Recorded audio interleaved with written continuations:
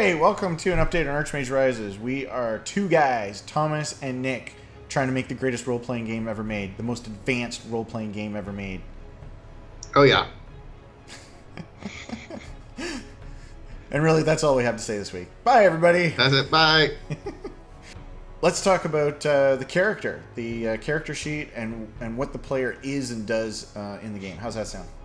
Sounds great. Load it up. Load it up. Okay, I will fire it up. Okay, here we go with the big giant arrow. Sweet. Look at that big giant arrow. What the heck is that? Are you going to move it around? Yeah, see, it's the big giant arrow. That's cool. Big giant arrow edition. It's sentient. It is. Okay. Okay, so we are in Balsamic looking at a mock-up that I made. So I just want to tell everybody this is not a final screen. This is just a mock-up. But we wanted to show you for the first time what the character sheet's going to look like. And this is the first tab of the character sheet and what we call core, because I don't have a better name for it. So I'm just going to quickly walk you through the stuff that's on here, and maybe Nick can make some interesting color commentary as we go. That's a lot of data there, Thomas. That is not interesting color commentary.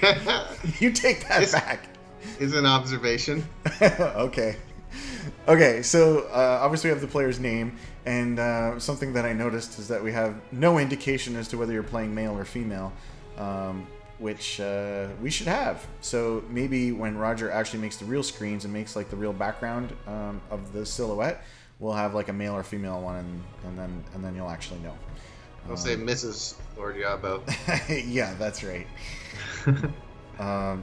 Okay, so we have when you're born and how old you currently are. And then we have your hunger and your well-being. And your hunger goes down over time. And then you, if you don't eat or you don't have food, then it causes problems for you, specifically to your well-being, as well as other things.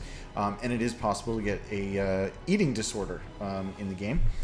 And the second thing is well-being. Now, well-being, it's not just happiness, although that is a pretty quick and easy term for it. It's something more than just happiness. So, if you are having fights with your spouse in the game, they're upset. Well, you're upset. So that can like drag down relationships, and doing activities with people will increase well-being. Drinking hard liquor will also increase well-being. So there's As it tends to do. As it tends to do. That's right. Actually, technically, we should have a numbness there. So if you're feeling bad, we could just increase the numb meter, and as long as the numb meter is greater than your sadness, you're good. But that's too detailed. That's Archmage 2, Nick. Yeah, the numb meter. The numb meter.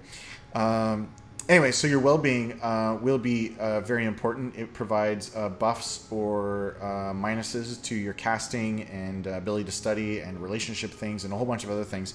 It's a system that we have purposefully kept out for a long time, but we're going to put it in for the next build.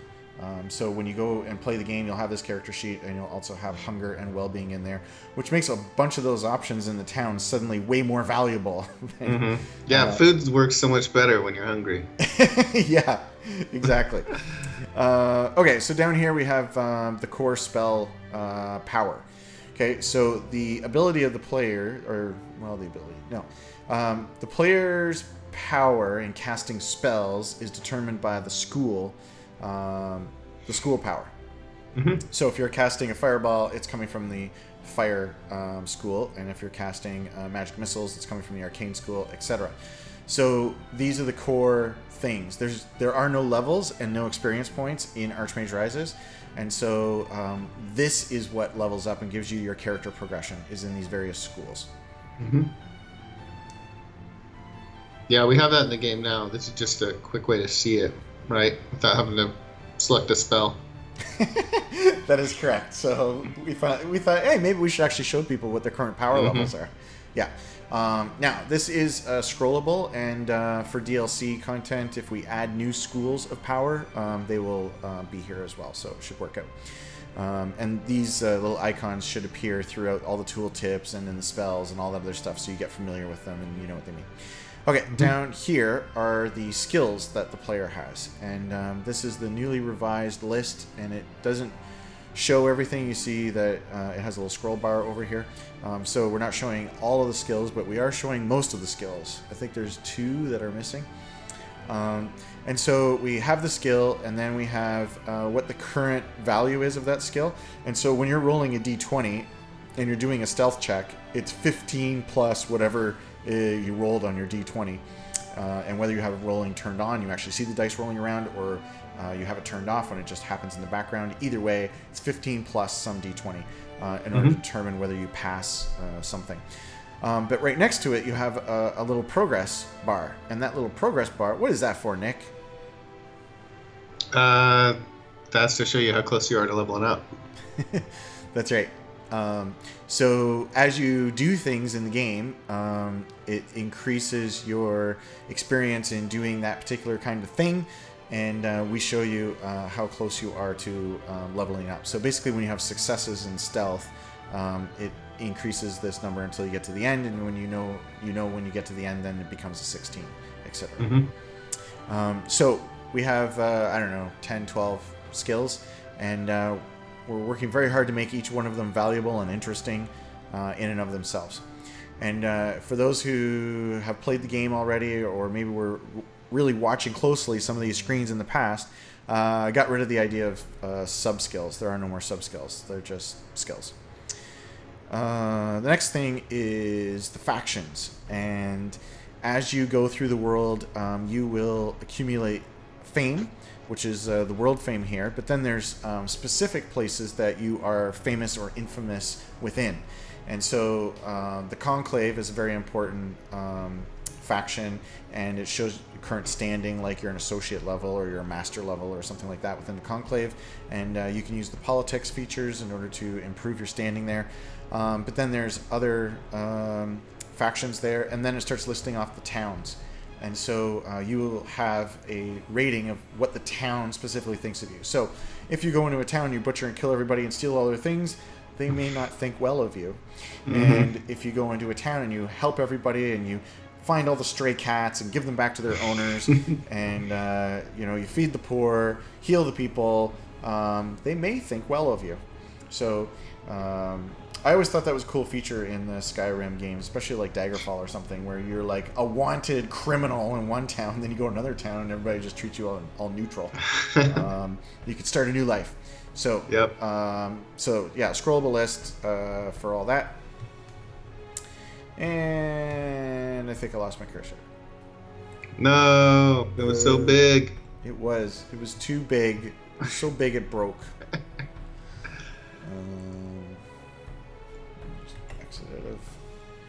Exit out of you full screen mode. Okay, we're back. Okay, so the next thing and most exciting thing is this is your equipment, and you can see the slots that you have. Now, I spent a lot of time on coming up with what I think is the perfect character sheet, and I looked at a lot of D20 things and also the paper dolls that are used in a lot of computer role-playing games, and I feel like this meets the middle of those two things. It's character sheet-ish from pen and paper games, but still is usable and plays like computer role-playing games. So you have specific slots on your person that you can put things in. That's pretty common. So you have the various things you have, different hands, body, whatever, chest. And so we made it so you can see up to 4 lines of stats about the particular item on there. And once we got those 4 lines on there, then Nick was suddenly like, hey, this screen's exciting now. Well, I liked it that you made purple stuff. Nick only cares about getting purple and orange things in a game. It's true. But I do find this unrealistic that I can dual wield 2 staffs of beatings, Thomas. That's clearly a 2-handed polearm. Come on, look. It says it's 2-handed, and this one is grayed out to show that you can't equip something here. Oh, okay. You got it covered. I apologize. So obvious you missed it. Okay, so if you click it, Okay, so if you now I'm showing what it's going to look like when you click on something. So we want to make the game very playable on controller, not just because we're bringing it to Xbox One and PlayStation 4, but also because I think it will play really good with a controller on the computer as well. So when you move the cursor or the highlight to one of these things, and you click on it, either with the mouse or with the controller, then we're going to pop up and show you all the things in your inventory that match that particular spot, and then you can just pick it and then it goes there, and you don't have to rifle through all of your inventory trying to select which things you want to stick there. And then just over here we're just showing how there's like a tooltip that'll show you like increased information over here. So that's kind of how this screen functions. Your inventory is over here. Right now it's showing spells, but if you click the inventory thing here, then you can see the stuff in your inventory. But you don't even have to, because you can just click these things. Yeah. Okay, so last thing. Okay, so the last thing is this little details pane. Kind of stealing this from Diablo 3, but I like it because we just need this place where we can show you all the buffs that are going on behind the scenes. So one of the things we have already in the game is you get a book about goblins. So when you read that book, you instantly get increased damage against goblins. Where do we show that? Well, the answer is we never showed it to you in the current pre-alpha. But you have to remember, Thomas. You just have to have a sketchbook. That's right. You got to write it down, just like the old 90s role-playing games. Exactly. Better have your graph paper and pencil. So now we show all the various things, and there's just a bunch of examples in here that I threw in for the mock-up. So then there's things like climbing. Climbing uses your strength in order to climb, because that's what D&D says to do. So if you were to whip out a rope and use that, it would give you like a bonus to climb. Like, let's say it gives you plus 20 to climbing. Well, we don't want that to increase your strength, because that would be silly. And so you can see all those like very specific or like subcategories of the skills that are being enhanced. You can see them here, and so that's what this is trying to show. Like climb and throw have an enhancement to them. Jump and run have enhancements to them. So all the interesting, crunchy details will all be here. So that's kind of... we still have sub skills, so just move to the right a little bit. Yeah, I mean, we have to for kind of play purposes. Like it's behind the scenes and stuff, but they're not skills anymore. You can't. The reason I say they're not skills is because you can't increase climb in and of itself. The only way you increase climb is by strength. If you increase your strength, climbing goes up. Right. Make sense? Or if you read a climbing book and you get that little buff. That's right. Yeah. Read a climbing book. Climbing book. Doesn't matter how weak you are, as long as you know how to climb. That's right. So, it's all about finger strength. It's all about the finger strength.